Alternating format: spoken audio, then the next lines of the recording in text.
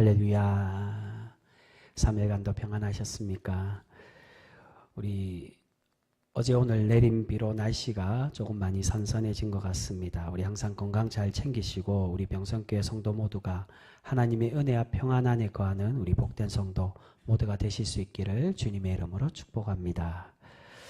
여러분, 사도 바울은 앞에 2장에서 율법의 중요성에 대해서 우리에게 말씀해 주고 있습니다.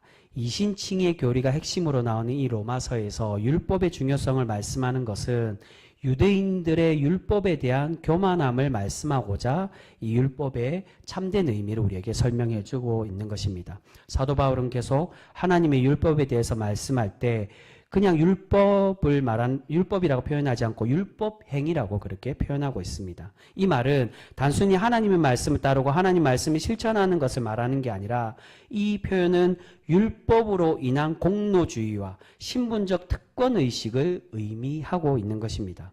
이러한 사고를 가지고 있던 유대인들은 율법을 소유하고 자랑은 하지만 정작 순종하지는 않는 위선적 행위, 즉 할례와 음식 규정과 절기 규정만을 지킴으로 하나님의 말씀을 지켰다라고 그렇게 생각했고, 이러한 행위의 모습, 율법 행위로 구원받는다라고 이 유대인들은 생각하고 있었다는 겁니다. 바울은 바로 이러한 율법 행위, 정말 하나님 열심을 믿고 살아가는구나, 그걸 비판하는 게 아니라 잘못된 그런 특권의식, 신분적 이게 선민사상이죠. 신분적 특권의식과 내가 이 율법을 할례를 받았기 때문에 구원받는다, 그 공로주의에 대한 것을 책망하고 있는 것입니다.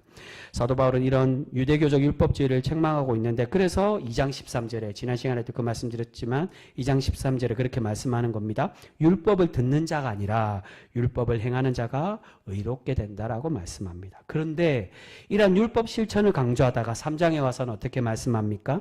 다시 율법으로 이루어지는 게 아니라 믿음으로 의로워진다라고 우리에게 말씀합니다. 이것은 2장의 논증을 거부하는 게 아니라 2장의 율법이 틀렸다, 다 필요 없다, 이제는 우리가 다 그것이 거부하면 된다, 그걸 말하는 게 아니라 믿음의 바탕을 둔 율법 실천을 강조하기 위해 우리에게 설명하고 있다는 겁니다. 그런데 앞에 3장과 오늘 4장의 말씀에서는 다시 율법과 믿음의 관계를 설명하면서 우리가 의로워지는 방법, 구원받는 방법에 대해서 다시금 자세히 우리에게 말씀하고 있는데, 이 두 장에서 말씀하고자 하는 중요한 핵심이 바로 이것에 있다라고 말씀합니다. 그것은 바울이 우리에게 율법이 중요하냐 믿음이 중요하냐를 말씀하는 게 아니라 이 구원의 핵심이 무엇에 있다는 겁니까? 무엇을 강조하기 위함입니까? 3장에도 그걸 나오는데, 바로 우리가 무엇으로 구원받는다고요? 믿음도 아니고 율법도 아니고 그 무엇보다도 전제되는 게 바로 하나님의 은혜에 있다는 겁니다.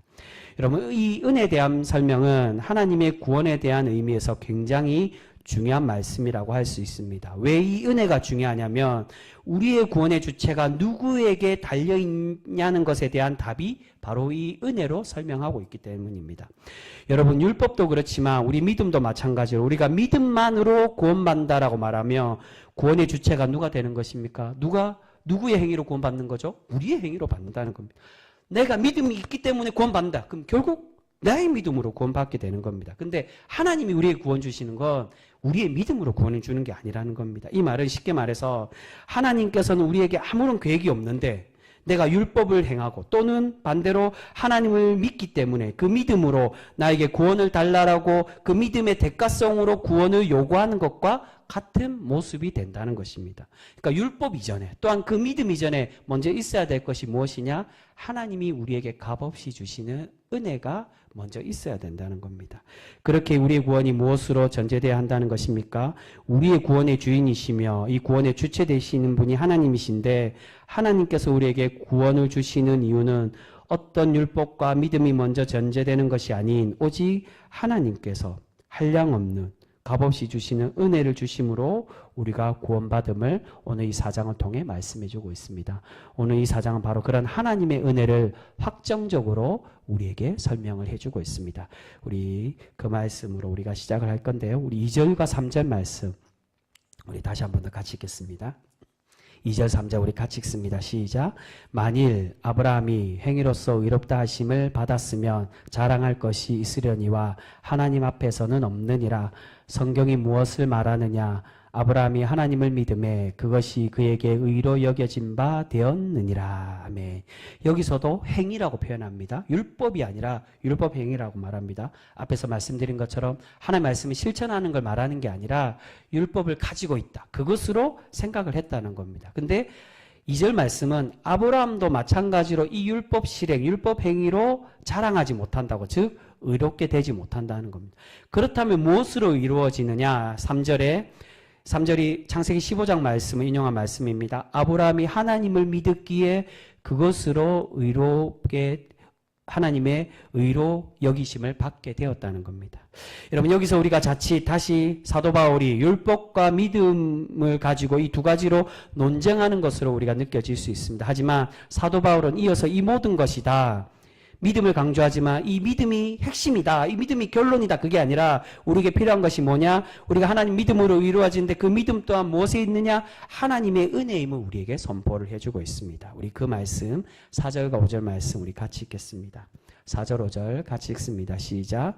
일하는 자에게는 그 삭시 은혜로 여겨지지 아니하고 보수로 여겨지거니와 이를 아니할지라도 경건하지 아니한 자를 의롭다 하시는 이를 믿는 자에게는 그의 믿음을 의로 여기시나니. 아멘. 실제 사례로 우리에게 설명을 하고 있습니다. 그러니까 우리가 일한 대로 대가 받는 것은 어떻다는 겁니까? 하나님께서 주신 은혜로 보는 게 아니라 노동의 보수로 받는 것이지 값없이 주신 은혜로 우리가 생각하지 않는다는 겁니다. 왜냐하면 그러니까 믿음으로 설명하면 내가 믿었기에 하나님 은혜 받는 거 당연한 이 인간공보의 조건의 대가로 내가 믿는 만큼 구원받는다라고 우리가 쉽게 생각할 수 있다는 것. 근데 하나님의 구원은 그렇지 않다는 겁니다. 하나님께서 주시는 구원은 우리가 일한 대로 율법을 행하거나 열심히 믿음으로 받는 것이 아니라 일을 하지 아니하고 경건하지 아니하더라도, 즉 하나님께서 의롭게 하신다는 것입니다. 그 말은 그 은혜 주신 분을 믿음으로 의로워짐을 우리에게 말씀합니다. 여기서 또 표현이 조금 어렵게 되어 있습니다. 은혜면 은혜지 왜 또 은혜를 믿음으로 받느냐? 그럼 도대체 은혜와 믿음은 무슨 관계가 있냐? 이게 후반에 나옵니다. 과연 은혜와 믿음의 관계는 무엇이냐? 후반에서 다시 설명을 드릴 겁니다. 그러나 이 말씀에서 동일하게 우리에게 먼저 전제돼야 될 거, 믿는데 뭘 믿느냐? 그 은혜를. 은혜가 우리의 구원의 주체가 되며 그 은혜를 믿어야 된다라고 말씀합니다. 이런 하나님의 은혜로 주시는 구원은 이어서 나오는 다윗의 시편으로 다시금 우리에게 설명을 해주고 있습니다. 6절에서 8절까지 말씀 우리 이어서 읽겠습니다. 6절에서 8절 같이 읽습니다. 시작. 일한 것이 없이 하나님께 의로 여기심을 받은 사람의 복에 대하여 다윗이 말한 바, 불법이 사함을 받고 죄가 가리워짐을 받는 사람들은 복이 있고 주께서 그 죄를 인정하지 아니하실 사람은 복이 있도다 함과 같으니라. 아멘. 무슨 말입니까? 우리의 공로는 아무것도 없고 나의 의와 나의 행위가 아니라 오직 무엇으로요? 하나님께서 죄인인 우리를, 그 표현이 나오는 건 아니지만 값없이 의롭게 우리를 여겨주셨다. 죄인이지만 우리를 하나님의 복된 자로, 불법하지만 우리를 죄를 가리워 주시고 사하여 주셨다는 겁니다. 바로 하나님의 은혜에 대해서 말씀합니다. 그래서 우리에게 문제가 되는 것이 이 믿음에 대해서 우리가 오해를 하는데, 그렇다면 믿음은 뭐냐? 사실 이 말씀에도 우리 믿음이 이제 함축되어져 있습니다. 믿음 또한 이 은혜에 종속되어 있다라고 말합니다. 그렇다면 우리의 믿음은 뭐냐? 어떤 이들은 믿음이 율법과 마찬가지로 공로가 되는 경우들이 있습니다.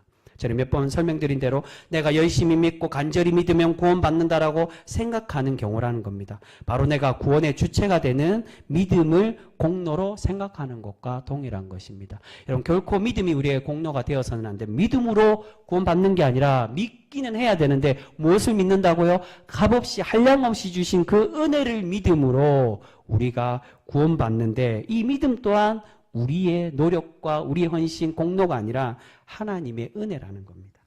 또한 다른 문제는 이 믿음의 실체는 없으면서 오직 마음속에 믿음만 있으면, 입술로만 믿는다고 고백하고 마음에만 이 믿음을 가지고 있으면 구원받는다라고 생각하는 그러한 경우들도 있습니다.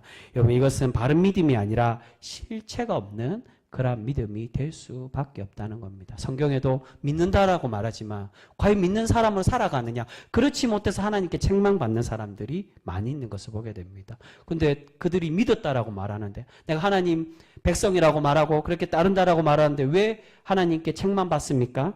진정으로 믿는 모습이 아니기 때문입니다. 과연 믿는다는 게 뭐냐? 그게 이제 후반부에 나옵니다. 사도 바울은 오직 은혜에 대한 강조는, 이렇게 은혜에 대해 강조하는 것은 이런 율법의 행위도 마찬가지지만 나의 맹목적인 믿음도 우리를 의롭게 하는 주체가 되지 못함을 우리에게 말씀해 주고 있습니다. 이러한 은혜에 대한 강조를 하다가 바울은 이어서 다시 율법의 관계에 대해서 우리에게 설명합니다. 9절에서 12절까지는 율법의 대표, 이제 믿음도 중요하고 율법도 중요하고 은혜도 중요한데 율법을 버려야 되냐. 3장 마지막 부분에 이 율법이 필요 없다가 아니라 율법을 더 바르게 세우기 위함이다라고 설명을 하고 있습니다. 그러니까 어떻게 바르게 세우느냐, 이제 그것을 이 4장에 설명하려고 하는데 9절에서 12절까지가 율법의 대표인 할례에 대해서 우리에게 말씀합니다. 이 말씀은 아브라함이 하나님께 의롭다고 칭함받는 것은 할례를 받음으로 된 게 아니라 할례를 받기 이전에 이미 믿음으로 의로워졌음을 우리에게 설명하고 있습니다. 우리 10절과 11절 말씀 그 내용입니다. 우리 10절 11절 우리 같이 읽겠습니다. 시작. 그런즉 그것이 어떻게 여겨졌느냐, 할례시냐 무할례시냐, 할례시가 아니요 무할례시니라. 그가 할례의 표를 받은 것은 무할례시의 믿음으로 된 의를 인친 것이니 이는 무할례자로서 믿는 모든 자의 조상이 되어 그들로 의로 여기심을 얻게 하려 하심이라. 아멘. 10절의 말씀이 무슨 뜻이냐면 아브라함이 의롭게 여겨진 것이 무할례시, 그러니까 할례 받았을 때냐, 받고 난 이후냐, 받기 전이냐, 그러니까 무할례시, 때시를 말하죠. 그러니까 할례 받기 전에 의로워졌다는 거, 그게 10장의 내용입니다. 10절의 내용입니다.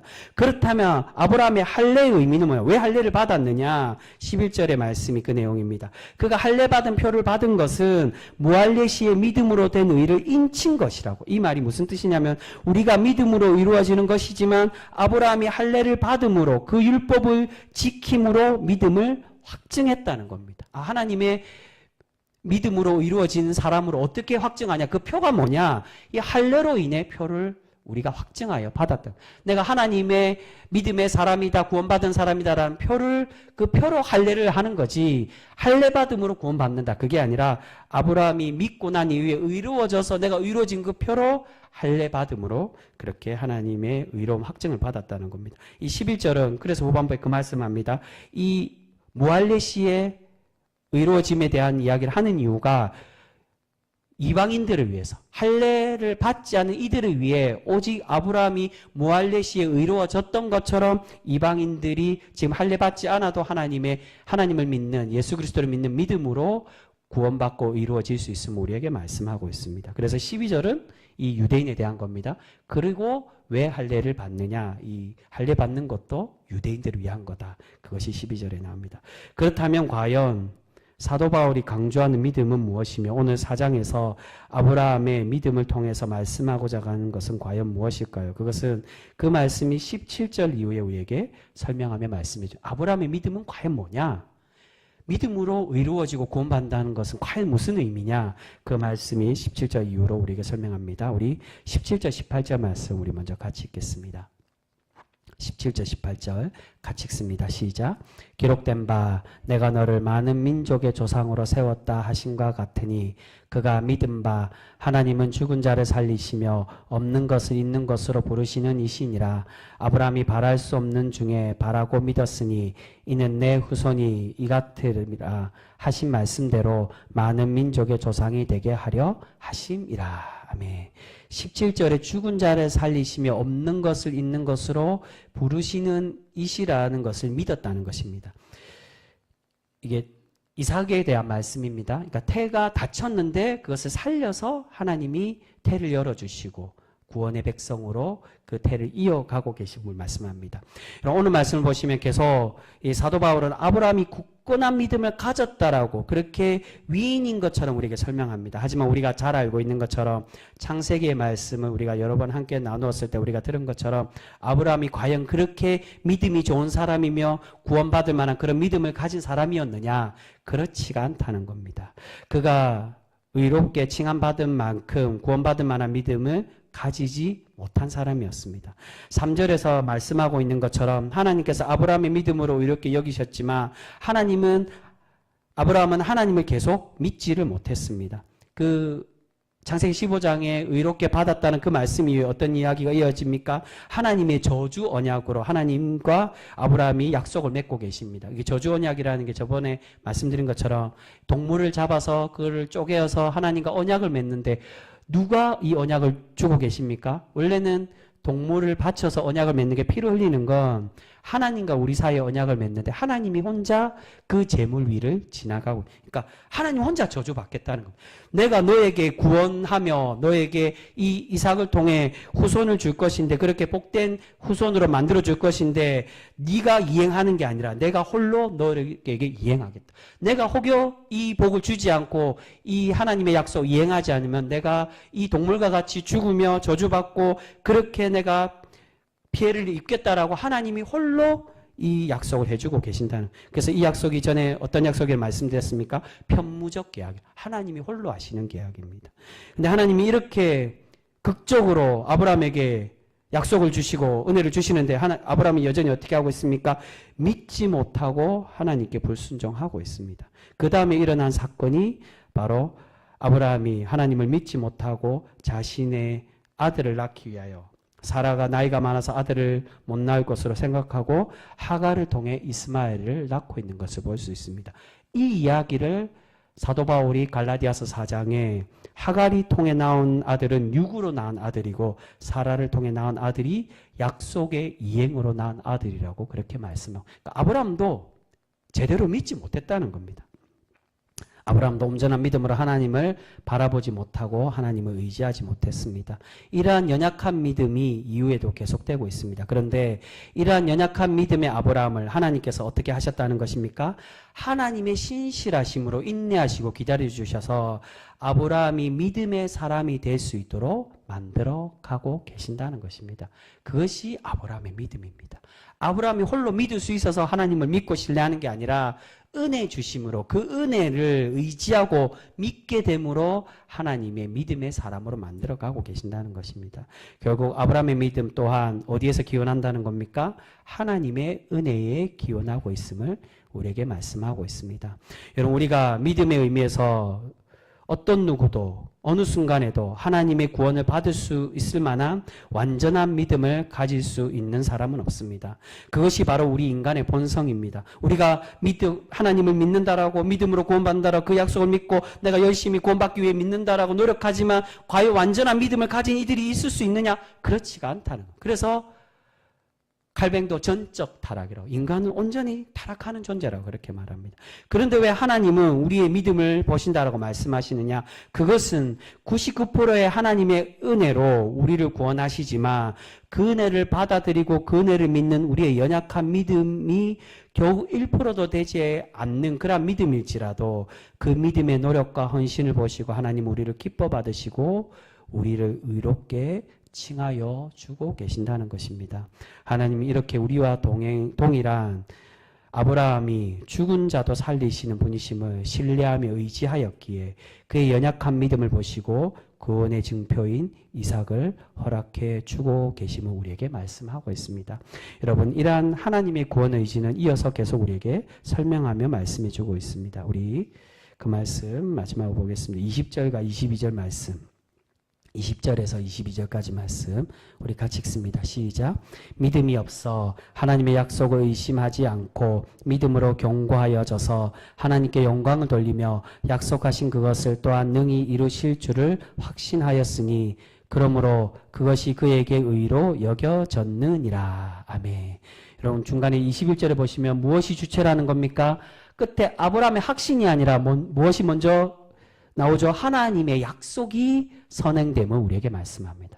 아브라함이 하나님의 약속을 의지하고 확신하여 믿음으로 아브라함이 의로워진다는 것입니다. 그래서 20절에 보시면 믿음으로 견고하여져서 하나님께 영광을 돌리며 라고 말씀하는데, 견고한 믿음을 가졌기에 영광을 돌리는 게 아니라 어떻게 믿음이 됐다고요? 견고해져 갔다는 겁니다. 누가 견고하게 만든다는 것입니까? 하나님께서. 이게 원어상에 보면 이 견고해진다는 게 수동태로 되어 있습니다. 아브라함이 자신의 믿음을 견고하게 만든 게 아니라 누가 이 믿음을, 아브라함 믿음을 견고하게 만들었다고요? 하나님께서 아브라함의 믿음을 견고하게 그것이 은혜라는 겁니다. 이 은혜를, 믿음 또한 하나님께서 은혜를 주시고 그 믿음으로 살아갈 수 있는 백성으로 삼으시고 기다려 주셨기에 아브라함이 그 연약하고 부족할 수밖에 없는 그 믿음을 보였지만 하나님이 그 연약한 믿음을 보시고 그 은혜로 아브라함을 의롭게 하시고 구원해 가고 계시는 것입니다.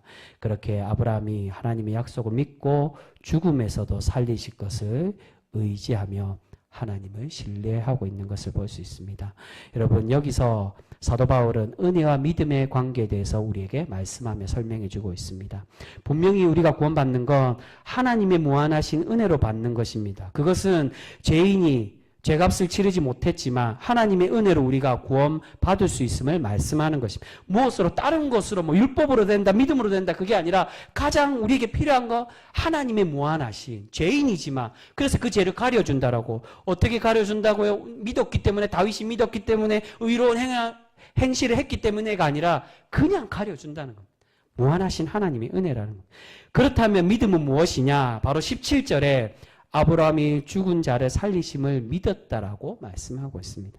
여러분, 이 말씀의 의미는 아브라함과 사라의 태의 생산 능력이 끊어졌음에도 하나님께서 죽은 몸과 죽은 태를 살리셔서 없는 것을 있게 하시는, 즉 이삭을, 이미 생산 능력이 끊어진 아브라함과 이삭을 통해 사라를 통해 이삭을 낳게 하시는 그 부활의 능력을 말합니다.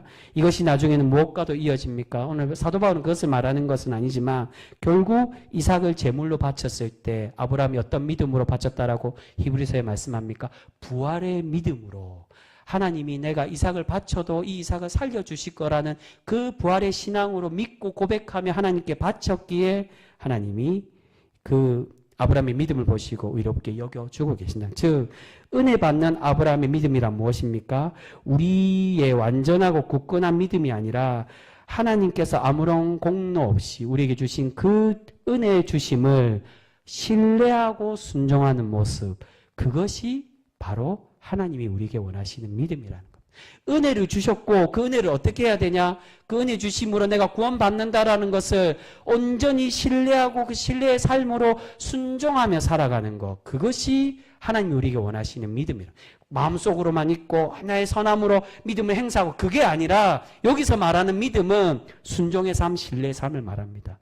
하나님께서 나를 아무런 조건 없이 살려주셨다라고, 내가 그런 은혜를 받았다라고 믿고 하나님을 신뢰하며 순종의 삶으로 살아가는 것이 하나님을 기쁘시게 하는 믿음의 모습임을 우리에게 말씀해 주고 있습니다. 즉 결국 이 믿음의 신뢰, 믿음의 순종이 무엇과 연결됩니까? 바로 율법과 연결된다는 것입니다. 그래서 오늘 제목에 그 말씀으로 그렇게 말씀한 겁니다. 율법의 완성이 바로 믿음이라고. 우리가 하나님의 말씀을, 하나님의 은혜를 믿고 순종한다는 건 결국 하나님의 말씀으로 우리가 받아들이고 믿고 신뢰하여 그 뜻대로 살아간다는 것을 의미합니다.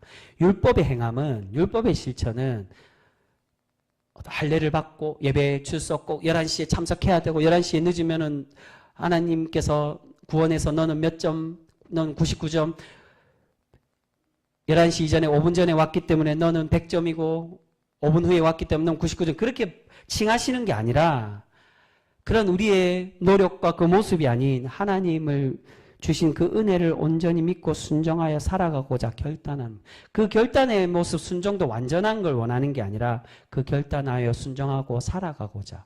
아브라함도 마찬가지입니다. 계속 믿음으로 온전히 의로워졌냐? 이삭 바친 이후에도 여전히 믿음에 구원받을 만한 믿음의 완전한 사람을 살아갔느냐? 그렇지 못했다는 겁니다. 그럼에도 불구하고 하나님은 그 은혜를 신뢰하고 믿고 순종하며 살아가요 결단하는 그 아브라함을 의롭게 여기고 계십니다. 여러분, 로마서는 믿음의 교리서 또는 율법의 파기서가 아니라 우리의 구원의 주체 되신 하나님의 은혜를 깨닫고 그 은혜를 믿기 위해서 그 신실하심을 신뢰하고 순종의 삶으로 살아가라고 우리에게 권면해 주는 교훈의 말씀이라고 할 수 있습니다.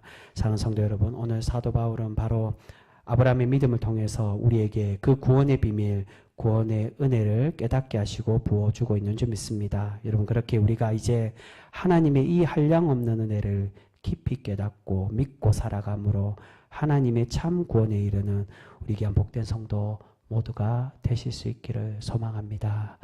여러분, 우리가 믿는 사실 지금까지 개신교의 신앙에 대한 이 구원의 출처가 틀린 경우들이 굉장히 많습니다. 이 문자적으로 해석하는 그러한 설교자들이 굉장히 많습니다. 여기서 말하는 믿음은 은혜를 믿어야 되는 겁니다. 그 은혜는 어떻게 받느냐? 값없이 준다는 겁니다. 그래서 이 후반부에 23절 그걸 얘기합니다. 그렇기 때문에 이방인들도 받을 수 있다. 할례자나 무할례자나 이방인이나 유대인이나 그게 중요한 게 아니라 하나님이 값없이 주신 은혜 받은 모든 이들에게, 그 은혜를 믿는 모든 이들에게 열어놓으신 하나님의 구원이라는 겁니다. 그렇게 우리가 그 은혜 받음을 우리가 이제 깨닫고 우리가 순종하여 그 믿음의 사람으로 살아가 하나님의 참 구원에 이르는 우리 귀한 복된 성도 모두가 되실 수 있기를 주님의 이름으로 축복합니다. 기도하겠습니다.